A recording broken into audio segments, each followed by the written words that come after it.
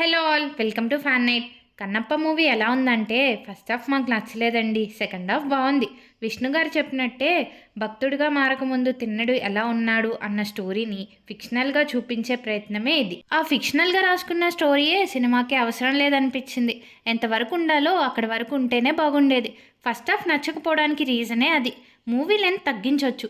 Hero and హీరోయిన్తో ఉండే ఆ 2 songs almost 30 to 40 minutes interaction అవసరం లేదు స్టోరీకి.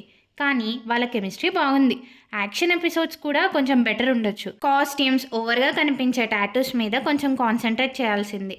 ఏం బాగున్నాయంటే మ్యూజిక్, సినిమాని సాంగ్తో స్టార్ట్ చేయడం, లిరిక్స్ బాగున్నాయి, చూపించిన విజువల్స్, సీజీఐ చాలా బాగుంది. ఇంకా ఆబ్వియస్గా అందరూ వెయిట్ చేసిన ప్రభాస్ క్యారెక్టర్ బాగుంది.